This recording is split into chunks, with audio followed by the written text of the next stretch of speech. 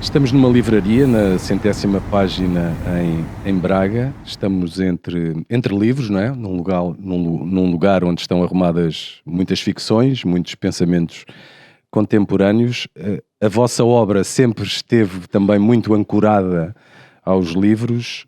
Desta vez, para este disco, Viva la Muerte, que livros inspiraram a construir este disco?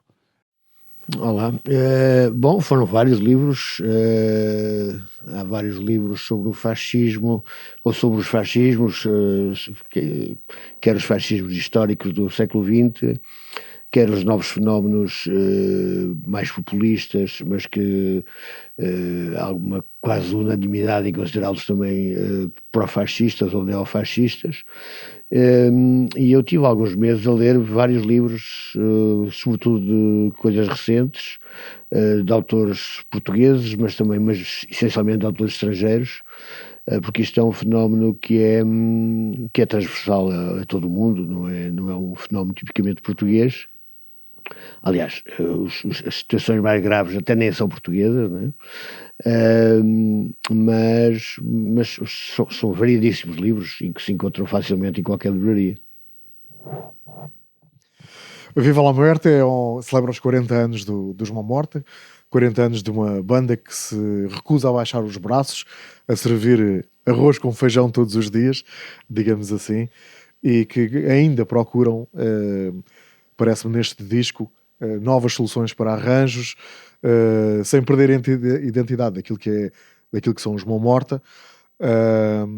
Isto é algo que me parece um bocado fora do comum do panorama geral, uma banda aos 40 anos ainda ter esta vontade de olhar para o presente, olhar para o futuro e não tanto para o passado. É isto que se passa nos Mão Morta nesta altura? Olá. Sim, eu acho que nós nunca olhamos muito para o futuro do ponto de vista de pensar o que é que ia acontecer daqui a 10 anos. Vimos cada disco por si, pelo gosto de o fazer, e também nunca olhamos para o passado nessa perspectiva de vamos ver o que é que funcionou bem no passado e se continua a funcionar, ou vamos fazer a música do nosso tempo quando tínhamos 20 anos ou 30 anos. E este disco surge naturalmente desta forma como nós vemos o estar na música, o compor, começarmos com conversas, o que é que vamos fazer agora, que ainda não fizemos. Normalmente é mais esse o caminho, é o que é que vamos fazer, que ainda não fizemos, e aqui houve uma conjugação de fatores, uma ideia de fazermos algo que, por exemplo, fosse mais percussivo e menos de bateria tradicional do que tinham sido os anteriores. No fundo, aí sim até pode ser um bocado um regresso às origens inconsciente, os Mão Morta eram assim no início, e depois a ideia de ter um coro, que acabou por ser este coro especificamente, por razões mais de contexto dos textos e tal, mas é como nós estamos, é como nós vemos a vida de criação artística, é olhar para a frente, não muito, mas para a frente. Uhum. É nestas alturas de perigo que os artistas se devem assumir como defensores de uma liberdade comum? Bom, eu acho que o artista tem essa particular obrigatoriedade, né? Ou obrigação, porque a sua voz é pública de alguma forma, com mais ou menos sucesso, com mais ou menos amplificação, mas é uma voz pública para todos os efeitos. E a primeira obrigação de um artista é defender o seu habitat, não é? E quando um artista voga em áreas experimentais, seja musicalmente, seja a nível de costumes, de ideias, que necessita de um habitat onde a liberdade tenha uma existência efetiva, quando há uma ameaça dessa liberdade, quando há uma ameaça ao seu habitat de sobrevivência enquanto artista, ele tem que se fazer ouvir, tem que fazer ouvir a sua voz contra essa ameaça. No fundo, é tão simples quanto isso, é uma questão de autossobrevivência, não é algo de muito mais transcendente do que isto. É o mínimo, é defender o mundo tal como ele existe para poder existir.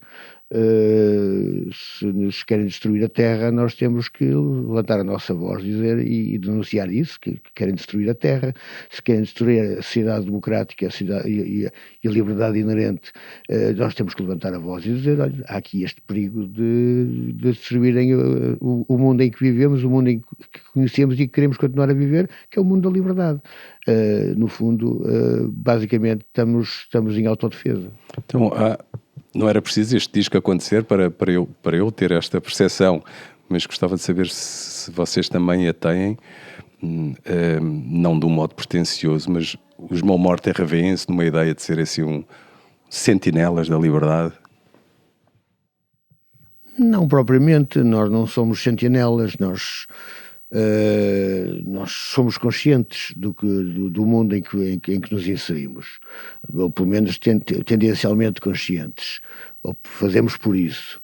E de facto não é preciso ser sentinela, não é preciso estar particularmente atento para perceber que o mundo atual é um mundo que está particularmente frágil e está a ser particularmente atacado nas suas premissas básicas, ou seja, na sua democracia, na sua democraticidade, com tudo o que isso implica de direito à diferença, de integração e de consideração pelas minorias e de liberdade. Portanto, não é preciso ser sentinela, não é preciso estar muito atento, basta respirar e olhar para o lado. Não é? Basta estar cá. Estar cá. Sendo um disco onde há essa investigação, como vocês já disseram nesta conversa, do que é o fascismo e das suas origens, não é? No fundo, quase que há um estudo da banda perante a situação, o fenómeno.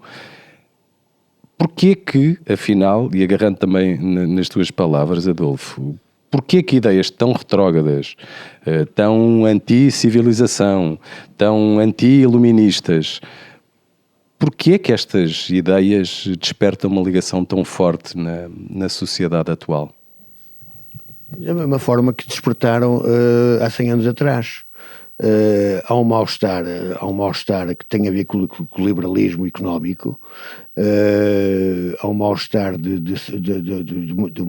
muita margem da população que se sente abandonada e deixada à margem.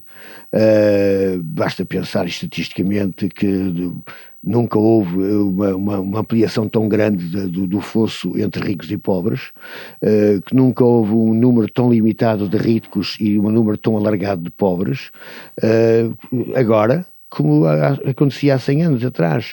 Portanto, e é este mal-estar, é este sentir que estamos a ser espezinhados, que estamos a ser deixados para trás, que faz com que muitas pessoas que não têm cultura política, que não são obrigados a tê-la, mas que se agarrem a essas soluções que parecem milagrosas e que surgem do céu e que surgem fáceis, e o populismo tem isso, né? De trazer soluções que parecem fáceis, e que uma pessoa que não tem uma cultura política profunda acaba por aderir, por se deixar envolver, não estando consciente de que essas pseudo-soluções ainda lhes vão trazer mais amargores de boca do que os amargores que já passam, né? António, o que é que significa este contexto social para as artes, para os que procuram novas linguagens, que despertam novas ideias, como os Mão Morta sempre fizeram, novas possibilidades, que estimulam a autonomia individual? O que é que este contexto significa para as artes? Bem, o de hoje ainda começa a significar algum receio para alguns artistas, não é? Que estamos a ver o que está a acontecer nos Estados Unidos, e o que está a acontecer na República Checa, o que está a acontecer em vários países. Começa a haver um contexto de pura restrição. Eu falo com pessoas de outros países que me dizem que este festival vai acabar porque não tem uma linguagem apropriada, portanto, e eu acho que essa é a principal ameaça para nós artistas, para nós pessoalmente, como não dependemos até economicamente disto, não pode não ter tanto impacto, mas deixem-me só voltar um bocadinho atrás no tempo, que, para se perceber, quando nós fizemos o Pelo Meu Relógio São Horas de Matar, por causa de um videoclipe que era inofensivo do ponto de vista, não queríamos matar ninguém, mas nós tivemos censura, cancelaram-nos concertos, portanto, isto não é uma coisa que vem germinando no tempo. E eu, das duas uma, ou acontece um movimento quase de resistência, quase clandestino, aliás há um livro muito giro que é Music for a New Day, que fala sobre isso, que até é escrito antes do Covid e depois quase que antecipa o que se passou a seguir, só que ele não é propriamente do Covid, mas depois esta instituição, o instituir destes regimes, porque o que vem atrás disto é o fascismo, é censura, é restrição, e portanto os artistas, especialmente quem vê na arte a sua forma de subsistência económica, ou mesmo que não queira, perseguição pessoal, perseguição política, o que estamos a ouvir todos os dias agora vindo dos Estados Unidos e na Europa talvez até o mais gritante é o que se está a passar na República Checa, vai começar a pensar duas vezes antes de fazer algo que pode melindrar quem está no poder. E quem está no poder não é quem está no poder político, é quem está à frente de uma editora, quem está à frente de um... Nós vemos as grandes promotoras de espetáculos a tomarem conta disto. E quem é que está atrás disso? Não é? E, portanto, essa no fundo, é esse medo, a ameaça é a pior coisa que te pode acontecer. Não é? Uma coisa é teres uma onda de 5 metros à tua frente, ou te salvas ou te afogas. Mas a ameaça de que pode aparecer uma onda é terrível e pode levar à loucura. Não é? Nós, os quatro, nascemos antes do 25 de Abril acontecer. Portanto, nascemos num regime ditatorial. Vocês acham que de alguma forma estamos a viver aqui um intervalo em que a democracia e a liberdade foi o nosso maior gozo? Um intervalo, eu espero bem que não, eu espero que seja para continuar, porque de facto nós nascemos de facto antes do 25 de Abril, portanto antes da soltura da liberdade em Portugal, mas vivemos a nossa vida quase toda em liberdade, né? com diversos momentos, com diversas com circunstâncias, mas sempre em liberdade, e pensar que isso pode acabar é uma coisa que custa muito, se quer imaginar isso, né? Mas se nós pensarmos, eu lembro-me, nós fazemos umas conferências quando fazemos os concertos que se chama do fascismo à extrema-direita e vice-versa, com diversos oradores, e eu lembro-me que quando fizemos a conferência aqui em Braga, um dos oradores é a Silvia Correia, que é professora de História Contemporânea na Universidade do Porto, tem diversos livros publicados, mas que foi, por exemplo, professora, foi investigadora no Brasil no tempo do Bolsonaro, e o que ela contava do que se passou com a chegada do Bolsonaro ao poder é arrepiante, né? Qualquer investigador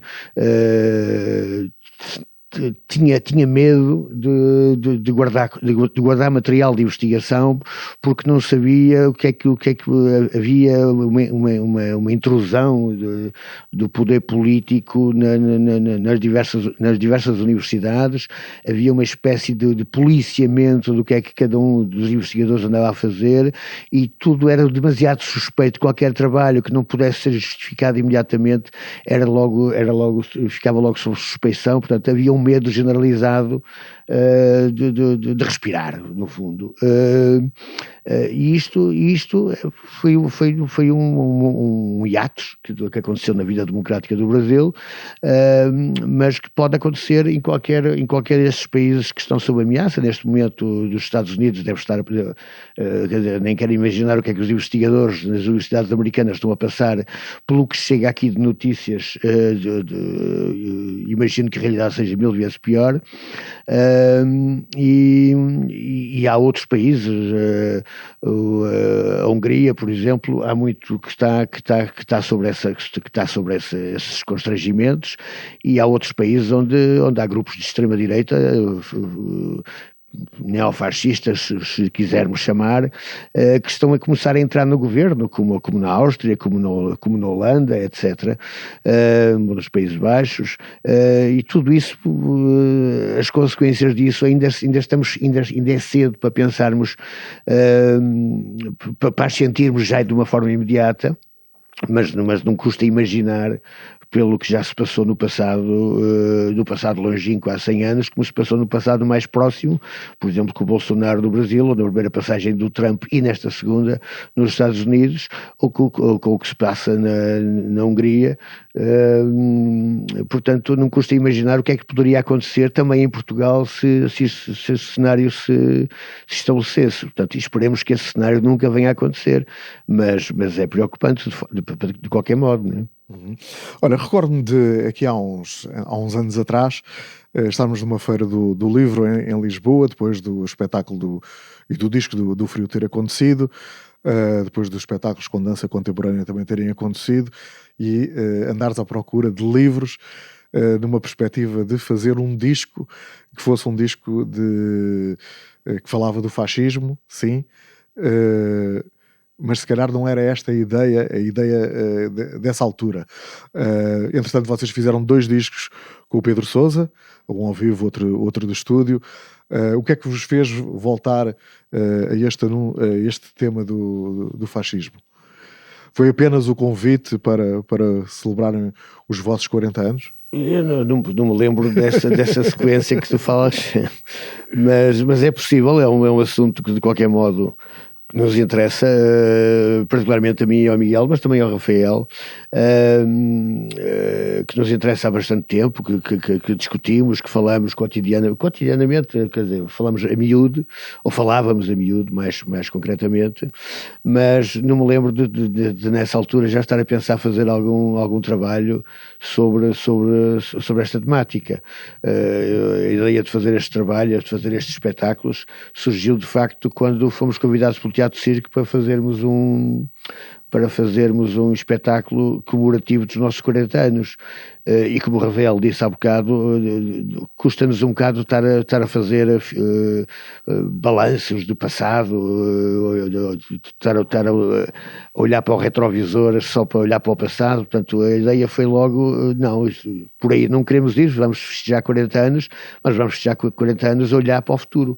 E quando até fui eu e o Rafael que fomos à reunião com o responsável do Teatro Circo na altura, com o programador na altura do Teatro Circo, e que lhe propusemos logo fazer um espetáculo, aproveitando também a coincidência de haver também os 50 anos do 25 de Abril, de fazer um espetáculo em que iríamos também comemorar o 25 de Abril e comemorar o 25 de Abril denunciando esta ameaça ao 25 de Abril e à democracia e à liberdade, que é o advento generalizado das ideias fascistas por toda a Europa, por todo o mundo, de facto, Estados Unidos, Argentina, etc. E só a partir daí é que começamos de facto a trabalhar.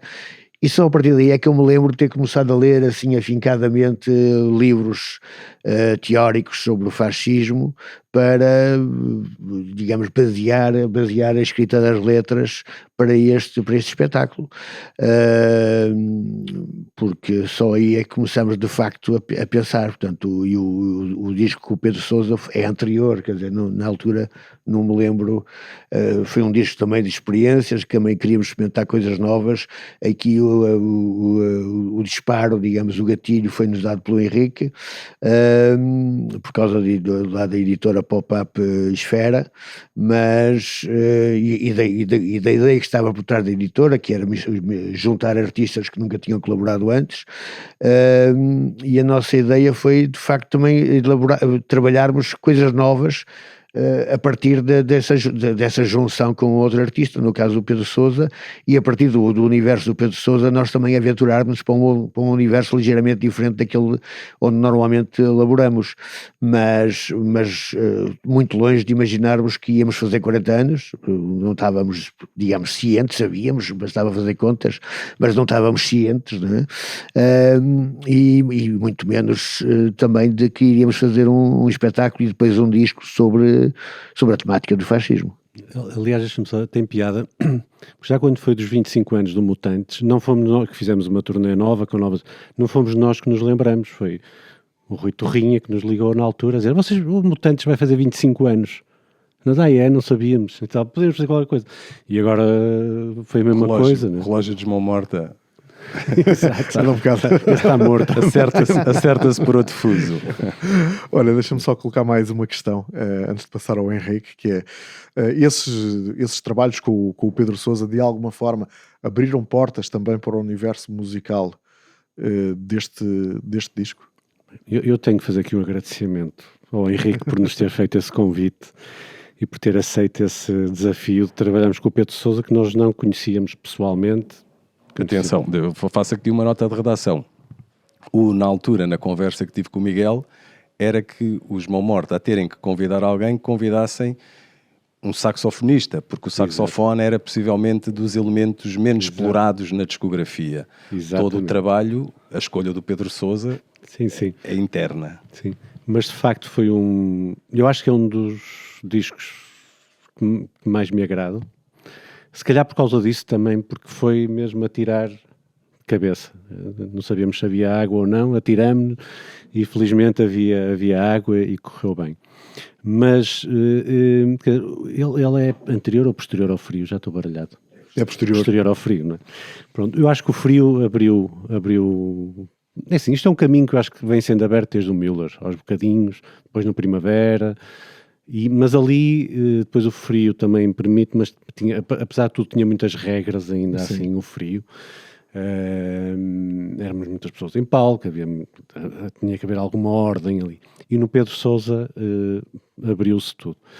E depois também eu acho que há aqui uma mudança importante entre esse disco, entre o frio e depois o Pedro Sousa, e tal, que é a entrada do Rui Leal e do Ruca Lacerda, que permitem-nos fazer o que quisermos.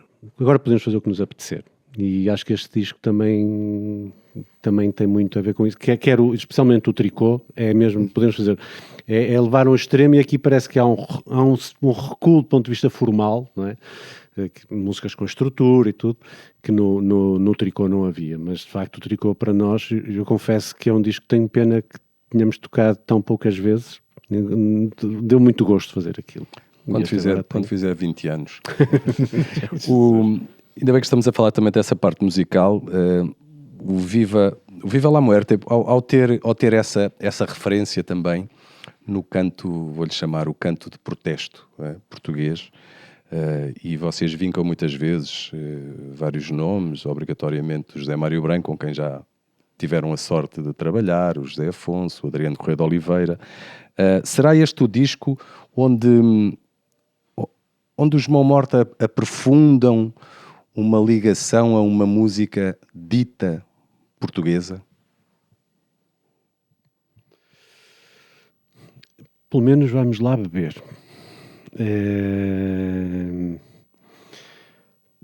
Sim, há ali muitas coisas que só acontecem porque há a música dita portuguesa. Os coros, muitos dos arranjos de coros, não posso dizer isto em definitivo, porque não sei, mas são completamente influenciados por isso. A própria estrutura do coro, serem só homens, é um bocado uma homenagem a esses coros de resistência, de todo o significado que tinham esses coros de homens. E objetivamente há músicas mais próximas dessa dita música portuguesa do que outras, mas não temos orgulho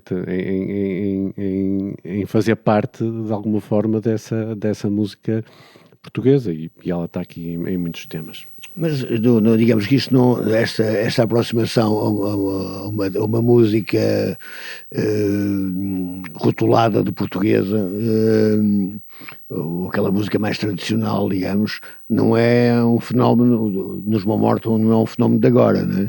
Nós já tínhamos trabalhado, por exemplo, com o Zé Mário Branco num tema gravado chamado Loucura, em que essa aproximação, até porque devido à intervenção do Zé Mário, já existia de uma forma bastante nítida. Lembro também que trabalhamos durante 2 ou 3 anos com o Zé Mário e outros também ligados a Amélia Muja, etc., também ligados à chamada música popular portuguesa, a música mais tradicional, embora com uma abordagem inovadora. Quando foi da Capital Europeia da Cultura, Guimarães, 2012, e em que apresentámos um espetáculo no final em que essa presença das matrizes da música popular portuguesa já estavam lá, juntamente com algumas intervenções de guitarra, etc., com alguma mistinização com o som mais tradicional nos Mão Morta. Portanto, não é algo que surja aqui. Quisemos fazê-lo de uma forma perfeitamente consciente. E gravá-lo, e esta está gravada. E esta está gravada, a Loucura também está gravada, portanto, e o espetáculo do final da Capital Europeia da Cultura também está gravada, ou pelo menos filmada, está pelo menos nos arquivos da RTP. Mas aqui quisemos explorá-lo de uma outra forma, ou seja, quisemos nitidamente jogar com estas matrizes, com estes parâmetros da música tradicional, miscinizando-os com aquela sonoridade mais típica dos Mão Morta, das guitarras, do rock, de algum lado mais experimental, e que é, no fundo, que é a grande diferença entre, por exemplo, este disco e o Tricô. É que este disco, de facto, está muito escrito, está de tal maneira escrito que eles... Até tem pautas? Até tem pautas, exato. Está de tal maneira escrito que eles conseguiram gravar o disco todo em estúdio sem a voz. Normalmente nunca tínhamos feito, pelo menos havia sempre uma voz de guia. Aqui não foi preciso voz de guia, não foi preciso nada, gravaram tudo, até porque eu estava knockout na altura, portanto só pude ir ao estúdio, já estava tudo acabado, meter a minha voz, mas já estava lá tudo estruturado, tudo feito, tudo gravado. Portanto, este é um disco muito escrito, ao contrário do Tricô, que era um disco em que havia algumas estruturas, o resto era tudo improviso, quer ao vivo, quer nas gravações, né? Pronto, temos esse lado local na musicalidade e universal no discurso, não é? Isso foi sempre, acho eu, uma característica vossa. É curioso reparar que este disco, embora composto em Braga, podia ter sido composto em Buenos Aires, não é? Em Toulouse, em Chicago. É uma referência vossa, e mais para ti até, Adolfo, responsável pela parte lírica do grupo. Existe em ti aquela preocupação dos Mão Morta terem uma espécie de um pensamento universal? Não nesses termos. Eu acho que eu gosto de pensar, ou de pôr a pensar com as minhas letras. Gosto, a ideia é mais pôr a pensar do que provavelmente, e ajudar-nos a pensar, nós, a mim, ao escrevê-las, e a nós ao tocarmos as músicas, ou que essas letras sirvam as músicas, etc. Portanto, no fundo, e mesmo antes das letras estarem provavelmente escritas, o pensar faz parte do preparar de todo o trabalho. Nós pensamos e trocamos ideias muito em conjunto, e isso para nós é o mais importante. É evidente que o nosso pensamento pensamento não é um pensamento isolado, não é um pensamento de alguém que está fechado numa aldeia ou numa cidade e que não tem contacto com o mundo. Antes, pelo contrário, o nosso pensamento é um pensamento, e hoje em dia, em que a facilidade da informação ou da informação circular é tão grande, o nosso pensamento é um pensamento aberto, é um pensamento que tem diálogo permanente com muitos outros pensamentos em qualquer canto do mundo, de maneira que acaba por refletir também esses outros pensamentos, essa mundivisão, que eu acho que é importante. Não é querer pensar para o mundo, mas é deixar que o mundo se infiltre nos nossos pensamentos e que nos ajude a pensar melhor, não é? Essa infiltração que falaste agora foi ao longo dos anos provocando alguns discos nos Mão Morta, em que vocês foram analisando aquilo que ia acontecendo, fazendo retratos sociológicos da vida. Estou a pensar, se calhar, quando se fala dos mídia ou quando até se fala da globalização, mas que a aldeia existe também para trazer muita mesquinhice, etc, etc. Este é o disco onde os Mão Morta se assumem, apesar de terem feito todos esses retratos, este é o disco onde os Mão Morta se assumem mais politicamente, ou isto é um progresso natural de tudo aquilo que vinha a culminar o culminar dessas análises que vocês foram fazendo ao longo do tempo? Eu diria que este disco é o nosso disco menos político nesse sentido, ou seja, de facto é um disco político porque é um disco antifascista, ou seja, é um disco de autodefesa, é um disco que alerta contra o perigo iminente de ideias que atentam contra o nosso modo de vida, mas é um disco de defesa. Os nossos discos, tal como há já muito tempo, como Pelo Meu Relógio São Horas de Matar, também era um disco, também de certo modo era um disco de defesa. Quando acho que o nosso disco político mais positivo, digamos, aquele em que nós de alguma forma punhamos em cima da mesa as nossas ideias positivas, isto é, a nossa visão de sociedade, a nossa proposta de caminho em termos políticos, há já muito tempo dessa latrina o ar se tornou irrespirável, né? Em que de facto aí pomos é isso, toda a construção que fazemos, toda a construção quase radiofónica que fazemos de um mundo, transpiram ideias que não são as ideias que estão, que não são ideias derivadas de uma observação direta do mundo onde nos inserimos, mas uma projeção de algo que queríamos, que gostaríamos, não longe do real, mas que levassem a uma transformação desse real para uma outra coisa, e essa outra coisa fica patente no próprio disco, no próprio trabalho. Portanto, para nós esse é o que é o grande disco político. Este aqui é um disco político de facto, mas é um disco de autodefesa. Uhum. Em 40 anos de carreira existem discos com melhor som, pior som. Este parece-me extremamente cuidado, e houve uma preocupação vossa em que este fosse o disco com uma qualidade de sonora irrepreensível? Em teoria nós temos essa preocupação em todos os discos. Nunca vamos para um estúdio e isso pode soar mais ou menos. Este aqui foi um processo conturbado, né? Fazer este disco, o Adolfo parte um pé, depois parte outro pé, cancela a turnê, e agora numa semana temos que repensar tudo que estava pensado há um ano, e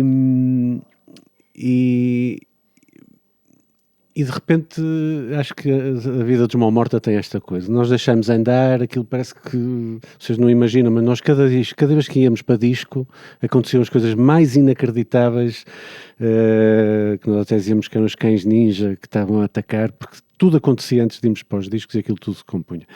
Neste caso de facto, tudo se compôs com este adiar dos espetáculos do último trimestre de 24 para o primeiro de 25, e de repente temos as músicas feitas, temos a coisa mais ou menos alinhavada, e vamos para o estúdio e encontramos o Zé Nando Pimenta, que gosta das músicas. Isto é uma coisa que eu acho que também ajuda muito, apesar do Zé Nando ser uma pessoa extremamente profissional e gravar tão bem uma música que gosta como uma que não gosta. E o disco vai de tal maneira preparado que nos permite alterá-lo. Não é? Estruturalmente percebemos, olha, afinal isto não gostamos disto assim. Portanto, há um ambiente tranquilo, há um ambiente muito tranquilo durante a gravação. Não há stress, não há, apesar do tempo estar limitado, porque os orçamentos são limitados, mas o Zé Nando percebe o que é que nós queremos do disco e consegue captar aquilo direitinho. E o disco tem imenso espaço, é o que eu acho que o disco mais tem, e ele soa bem porque cuidamos dos arranjos. Por exemplo, fizemos esta opção que é: eu não toco guitarras, não são precisas 3 guitarras aqui, vamos fazer só teclados. É uma opção que tomamos logo à partida para dar espaço, porque depois tínhamos as vozes e também temos um coro que canta muito bem, totalmente disponível, e portanto tudo se compôs, mas acima de tudo eu acho que aqui o mérito do Zé Nando, obviamente se não houvesse um bom som dos músicos, bem que ele podia fazer o que quisesse, e felizmente os Mão Morta, acho que há bom som de guitarras, há bom som de baixo, a bateria soa tudo bem, a voz também, e o coro também. E pronto, e compôs aquilo, olha, saiu bem, mas o trabalho do Zé Nando Pimenta de perceber para onde é que nós queremos ir é bom, e ele foi uma grande ajuda também durante o processo para que isto acontecesse assim. Uhum. E ele é conhecido por trabalhar música que não é muito próxima do universo dos Mão Morta, não é? Como é que vocês foram bater-lhe à porta para que esta colaboração acontecesse? E curiosamente dizeres que ele gostou das músicas. Eu não sei como é que soube isto, mas sei que a reação dele foi que este disco até tinha mais luz do que ele esperaria à partida. Não sabia disso, não sabia. Nós tínhamos gravado com ele Pelo Meu Relógio São Horas de Matar, e eu e o Adolfo tínhamos também gravado com ele uma coisa de estilhaços, portanto havia uma boa relação, e de facto ele hoje está num estúdio que tem, daqui no norte pelo menos, é de longe o estúdio com as melhores condições. Nós, pessoalmente, damos-nos bem com ele, e também estivemos lá com o Esfera. Não é? Sim, as primeiras gravações. As primeiras gravações também são lá, e portanto achamos que era natural fazer mais este disco com o Zé Nando, e correu bem, pronto. Como é que funcionam, sendo este um disco que fala da vida em sociedade, não é? Como é que funcionam internamente os Mão Morta? Como é que, no fundo, sabendo que há desafios musicais e discursivos diferentes de disco para disco? Os Mão Morta funcionam de uma forma democrática, podemos dizer assim. Isto é, se alguém tem uma ideia, mete em cima da mesa, se a ideia ganhar aderência, a ideia tem pernas para andar, se não ganhar, morre ali. Mas, digamos, normalmente, quando as ideias são boas, ganham sempre aderência. Foi o caso desta. Umas vezes sou eu que meto ideias em cima da mesa, outras vezes é o Rafael que mete ideias em cima da mesa, outras vezes é o Miguel. Por exemplo, esse disco, a ideia base saiu do Miguel. Portanto, qualquer outra pessoa qualquer outro integrante de João Morta está apto para meter ideias em cima da mesa. Mesmo este disco reflete muito isso. O Rafael estava a referir há bocado que é uma grande diferença agora que temos o Rui Leal e o Ruca Lacerda, que isso nos permite musicalmente irmos para qualquer lado, qualquer ideia consegue funcionar porque os músicos, todos eles conseguem dar conta do recado, e de facto isso acontece hoje, não é? Hoje acontece que qualquer ideia pode ser explorada porque não há constrangimentos técnicos que impeça que essas ideias avancem, não é?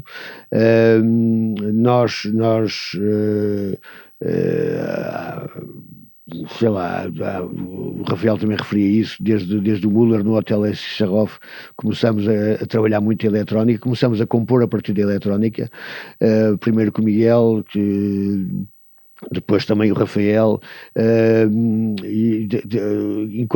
quando havia, antes do hotel do Müller, no Hotel Echarov, havia muita composição a partir de guitarras. As composições a partir da guitarra começaram a rarear cada vez mais, e hoje em dia as composições saem quase todas a partir ou do teclado ou de eletrónica.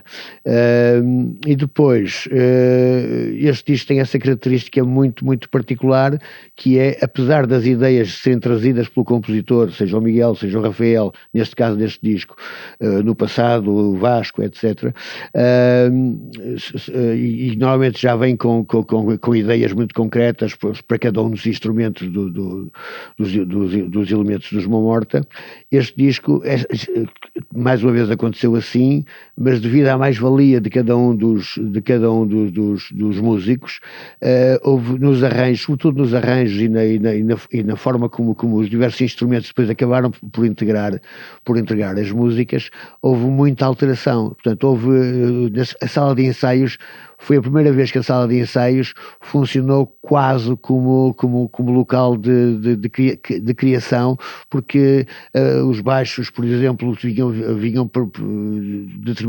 vinham escritos de uma determinada maneira, mas acabaram, ao fim de alguns ensaios, de saírem de outra maneira. As guitarras eram assim e depois acabaram assado, os teclados eram Y e acabaram Z. Portanto, houve uma integração muito grande de todos os músicos na composição do final deste disco, né? O que é uma novidade relativamente ao passado. As coisas eram bastante mais rígidas, mais fechadas na cabeça de cada um dos compositores, e este disco houve essa intervenção e essa colaboração de todos. Por isso é que também está assinado como identificado como arranjo de Mão Morta, né? Porque de facto houve essa integração muito grande de todos os músicos na feitura final do disco. Mas as ideias, como é que vamos trabalhar os discos, é perfeitamente livre. Cada um pode trazer essa ideia, defendê-la, e isso, a ganhar aderência, a ideia avança. Sabes, deixa-me só dizer aqui. Há duas coisas que eu acho que são muito curiosas nos Mão Morta e no seu funcionamento ao longo destes 40 anos. Primeiro é que nós nunca vivemos todos no mesmo sítio. Ainda hoje, 3 vivemos em Braga, o Miguel e o Adolfo até vivem na mesma rua, eu vivo a 10 minutos, nem isso a pé. O Rui vive em Santo Tirso, outro em Matosinhos e outro Costa da Caparica, olha lá que é. Isso é ótimo porque quando nos juntamos até temos algumas saudades e não há... E depois há outra coisa que é muito gira, que é, se tu juntares os gostos musicais de todos, há pontos de contacto, mas não há uniformidade. Portanto, quando estás a tocar uma coisa, quando o Miguel traz uma ideia, o que o Vasco está a ouvir, se calhar, até pode ser coincidente em certas áreas, mas o que eu estou a ouvir não é o que eu estou... Por exemplo, eu lembro-me no Frio do Miguel me dizer isso. Eu fiz um arranjo de guitarra lá para uma das músicas, eu nunca sei, eu baralho sempre o nome desta com a da outra, portanto não me vou arriscar a dizer, e o Miguel disse, de repente isto levou a música para outro sítio, e acho que isso é uma coisa muito interessante, que é, não estamos a ouvir todos, estamos a ouvir a mesma música, mas não o mesmo som, e isso vem desde o Fortes, e com o Zé Pedro, e com o Sapo, portanto, sempre com o Zé Salgado. Há pontos de contacto, mas não somos aquela banda dos amigos que tinham todos, ouviam os mesmos discos em casa e agora vamos fazer uma banda. Não. Isto é uma manta de retalhos, que até são bonitas. Só para voltar também outra vez aos textos, isto é direcionado também para o Adolfo. Não quer dizer que isto não tenha acontecido no passado, mas eu ouço os teus textos para este disco quase como quem lê um cronista. É perceptível para ti essa característica? Os textos, desde há muito tempo, desde essencialmente também desde há já muito tempo que nessa latrina o ar se tornou irrespirável. Acho que foi o ponto de viragem. Os textos são sempre escritos depois das músicas estarem completas. Não quer dizer que depois a estrutura não possa ser alterada em função dos textos, etc. Mas a base musical chega primeiro do que os textos. Ao contrário do que acontecia antes, que chegavam primeiro os textos, por regra, e depois a música era feita em função dos textos. Mas este disco também não foi exceção, ou seja, já tinha as bases musicais todas feitas, mesmo a própria estrutura toda feita quando comecei a trabalhar os textos. E o que eu queria fazer, mesmo em função da própria estrutura, eu deparava-me com uma questão que era: eu tenho mais do que uma voz. Tenho a voz do coro e tenho a voz do vocalista, neste caso eu. Como é que eu vou trabalhar estas duas vozes? A ideia inicial era trabalhá-la tipo coro grego, ou seja, comentador, comentar, o tal crónica, a tal crónica, mas depois a coisa levou-me para outros, está lá presente também essa opção, mas levou-me também para outras demarches, fazer o coro como um sublinhar da ideia da voz principal, fazer um coro como uma amplificação dessa voz, como um contrário, como um diálogo. Houve várias explorações possíveis, portanto, e depois havia uma outra ideia por trás ainda, que era há muitas formas de pegar no fascismo, de trabalhar sobre o fascismo, sobre as ideias fascistas. E a mim o que me interessou mais no concreto, e as leituras também me direcionaram para isso, ou a partir de determinado momento das leituras eu comecei a direcionar essas leituras para isso, foi pegar no lado psicanalítico das ideias fascistas, ou seja, o fascismo tem 3, 4 traves mestras em termos ideológicos, tudo o resto são consequências destas traves.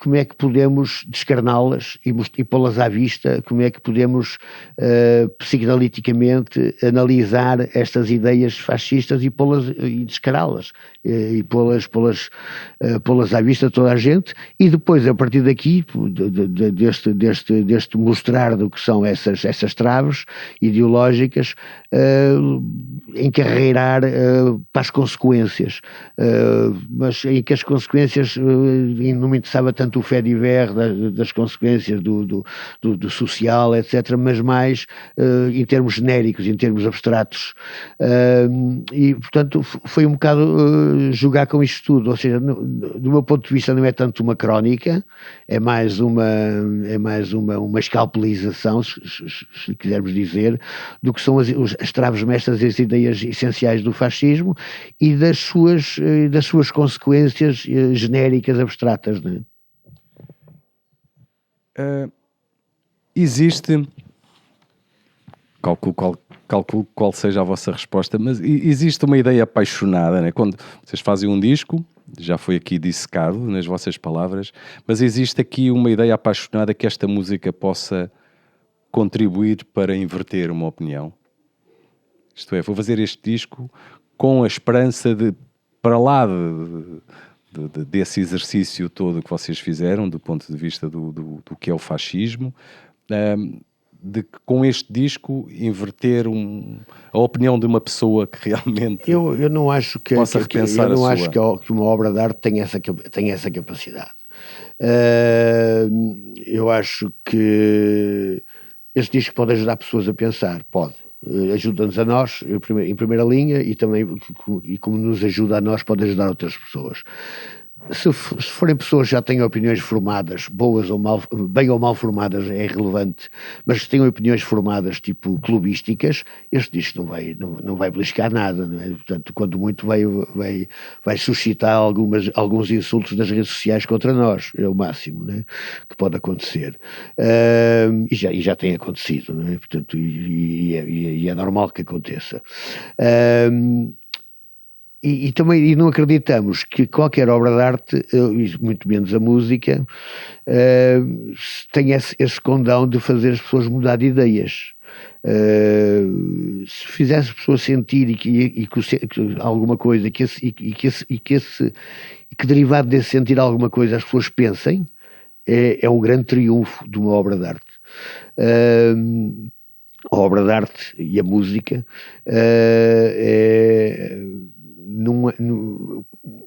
pode ter um condão de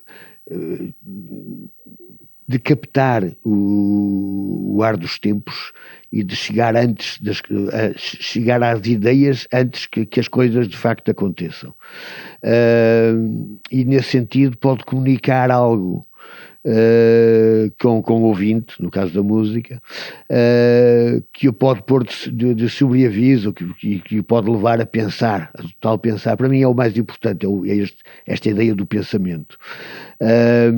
Mas uma obra de arte pode acompanhar o ar dos tempos, a brisa que corre, e ser um retrato desse ar dos tempos. Obra de arte pode ser um olhar para o passado, pode ser uma nostalgia do passado, uma saudade, uma lembrança. A obra de arte pode ser tudo isto, mas nada disto faz com que alguém que tenha ideias já enraizadas mude essas ideias. Isso não é nem com muita fé eu acredito que isso aconteça. É incomodativo essa possível divisão do público dos Mão Morta ou de outras pessoas, que possa haver uns pró extrema-direita e outros mais antifascistas, e esses eventuais insultos nas redes sociais é uma coisa que vos incomoda de alguma forma? Eu acho que isso é uma das coisas que tem acontecido neste disco. Eu acho que ele é um disco de esclarecimento. Não de esclarecimento no sentido prepotente, vimos aqui esclarecer-vos ou ignorante, não nesse sentido, mas mais de se perceber que o que estamos aqui a falar não é uma questão de direita contra a esquerda, não tem a ver com isso, não é isso que está aqui em questão neste disco, mas são outro tipo de questões, e obviamente quem está nesses extremos, como diz o Adolfo, que podes lhe dizer o que quiseres, tal como ele me pode dizer o que quiser.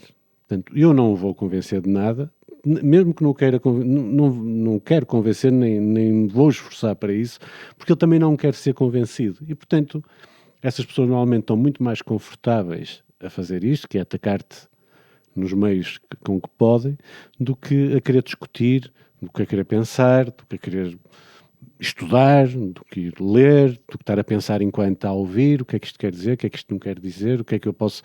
E, portanto, a mim pessoalmente não me incomoda-me o estarmos a caminhar para o culto da ignorância. O culto da ignorância em detrimento da ciência, não é? O culto do físico em detrimento do intelectual, não é? O que interessa é ser bonito, o que interessa é ter um carro espetacular, o que interessa é, em vez de seres tipo eticamente correto, de ser um tipo que lês, que ouves música, que discutes, que isso preocupa-me. Agora o resto, infelizmente, é a espuma dos dias, e tu o que tens que fazer, que eu acho que este disco, não sei, mas o que temos discutido é isso, nós vamos falar deste tema de uma forma factual, tal como ele é, e não estamos aqui nem para dizer que somos de direita nem de esquerda, estamos a colocar questões sobre ter liberdade ou não ter liberdade. Há bocado falavas sobre termos nascido na ditadura, eu não me lembro da ditadura, felizmente, nasci em 71, mas a questão que se coloca hoje é que muitas destas pessoas não imaginam o que é não ter liberdade, ou coloca-se outra questão que outro dia lia, que é, de facto, quantas pessoas querem ter liberdade. Até o Adolfo penso que falou nisso numa entrevista. Agora, portanto, disto tudo, no meio desta coisa toda, alguma coisa se há de aproveitar e há de ser interessante, e havemos de ser insultados, mas sempre fomos, portanto, já nos chamaram de tudo, não é? Sim, eu acho que faz parte da estratégia de estratégia extremista, ter sempre, e sobretudo com esta, aliás, não é por acaso que o Trump está rodeado dos donos das redes, né, das tecnológicas, faz parte dessa estratégia extremista ter sempre infiltrados nas redes a dizer mal, não é? Eu quando vejo alguém a dizer que eu sou muito fã de João Morta, que eu lembro deles desde há muito tempo, não sei o que, vou queimar os meus discos todos porque vocês agora são os vendidos, são os comunistas, são não sei o que mais. Eu rio-me. Como é que um gajo que diz que pode ser fã de João Morta e passou ao lado de um gajo há muito tempo que nessa latrina o ar se tornou irrespirável em 1998 e diz que nós agora somos comunistas. Não, nós agora não somos comunistas, somos antifascistas, quando muito, mas em 98 éramos sim comunistas, muito comunistas, mais que comunistas, até situacionistas, anarquistas, sei lá, tanta coisa que podíamos ser, mas não hoje. Hoje somos só antifascistas. Portanto, quando um gajo diz disparates desses, esse gajo não conhece Mão Morta, nunca ouviu Mão Morta, nunca gostou de Mão Morta e agora vem para aqui armar-se em cuco a dizer que vai queimar tudo, que vai vender, que vai não sei o quê, que vai destruir. Pá, destrua. Ele não deve ter nada para destruir, mesmo que tenha que destrua, porque o gajo está enganado completamente, não é? Existe aquela máxima do Sam da Kid, não é? Tu não percebes o hip-hop e há uns... Tu não percebes os Mão Morta. Pode-se agarrar nessa. Sim, isso leva a quase àquela questão que é, hoje em dia, se tu defenderes seres humanistas, não é? Defenderes o bem-estar comum, não é? Parece que de repente passaste a ser a pessoa de extrema esquerda que quando é radical, né? Passaste a ser um radical. Passaste a ser um radical. Quase um terrorista. o que é incrível, não é? Olhando agora para o espetáculo do Viva la Muerte, ver este disco ao vivo torna-se, penso eu, ainda mais emotivo do que ouvir o disco. Nunca vi estás lá em cima, não é? Mas espero não ver nos foi essa uma próximos intenção tempos. da banda ao colocar aquela imagem de vocês fardados. Também a luz tem um papel fundamental neste espetáculo. Já era a intenção de fazer crescer ainda mais esse lado emotivo, para que as pessoas sentissem, se calhar, mais o murro no estômago que pode ser ver e ouvir este disco? Sim, este trabalho começou exatamente por ser um espetáculo de palco. Portanto, nós pensámos-lo antes de mais como um espetáculo de palco, só depois por aquelas voltas que a vida dá, que o Rafael referiu há pouco, é que acabamos por fazer um disco antes do espetáculo do palco. Mas a ideia sempre foi um espetáculo de palco e como nós tínhamos um orçamento muito limitado, nós pensamos... tivemos que fazer omeletes sem ovos, não é? Como se costuma dizer, ou seja, toda a cenografia nós depositamos na luz, ou seja, há um trabalho cenográfico mais e simultaneamente luminotécnico do Fred Rompante, que é o responsável por esse trabalho, que tem a ver também já com a disposição dos diversos elementos no palco, etc., com as projeções que se fazem durante o espetáculo, etc., que é todo o trabalho concentrado numa única pessoa, que tem a ver com a luz, mas que acabou por extravasar para todo o lado mais cénico e cenográfico do espetáculo, por questões estritamente financeiras, tal como as vestimentas, a maneira como tudo isso foi feito, um trabalho também admirável da Helena. A ideia também foi tentar gastar o menos dinheiro possível, ou seja, não gastar o dinheiro que não tínhamos. Portanto, há mata de constrangimentos que às vezes nos ajudam a tomar decisões, porque não temos outras, né? Não é bem uma tomada de decisão, empurra-nos para uma direção porque não temos alternativa e que acaba por funcionar bem. E neste caso as músicas funcionam por si, evidente que ao vivo tem outra força, porque eu aqui, não lembro já se foi no concerto de Faro, penso que foi no concerto de Faro, alguém que veio ter comigo no final do concerto, dizendo que tinha ouvido o disco, tinha achado o disco, tinha gostado, mas que achava com pouca força, não sei o quê, mas que depois tinha visto o espetáculo e ia ouvir outra vez o disco, porque achava que agora ia compreender melhor o disco, porque o espetáculo ao vivo fez-me ouvir sons.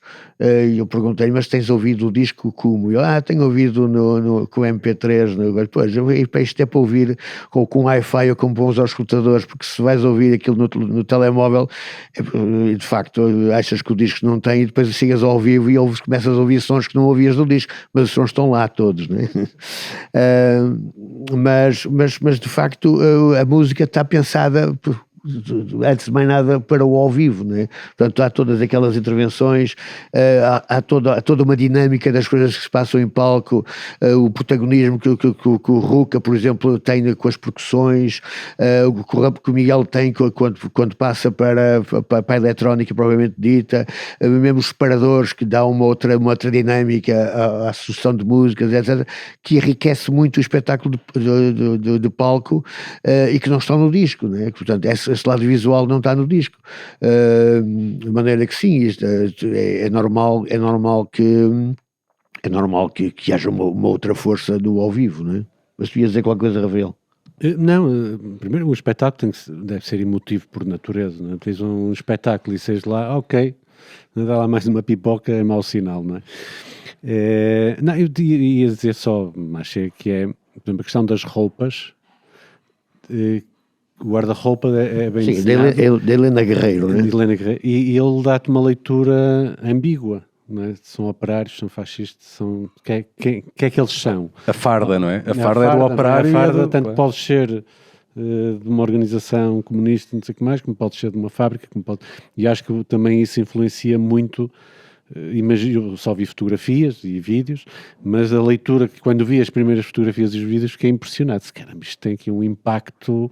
Pronto, quando metes depois os separadores que te fazem um enquadramento maior no tema, eu acho que imagino que aquilo seja coerente e que funcione do ponto de vista emotivo. Foi isso que nós pensamos e de facto o Fred também já trabalha connosco há algum tempo. Soube também não esquecer que há um vídeo de introdução, não é, feito pela Joana Domingos, que também te aproxima, a ideia é que cria ali uma antecipação, o que é que vai acontecer aqui. Pronto, é o que deve ser um espetáculo, uma construção lógica, não é? Voltando aos 40 anos, e quase para finalizar esta conversa, na livraria 100ª Página, em Braga, é bom para nós, como espectadores, como pessoas que gostamos da banda há muitos anos, é porreiro escutar esse entusiasmo. Vocês já falaram aqui no entusiasmo de estar em cima do palco, o entusiasmo de estarem juntos, não é? De compor, não é? Às vezes é raro, ao final de 40 anos, as coisas torna-se mais uma obrigação e menos um prazer, e isso é renovado.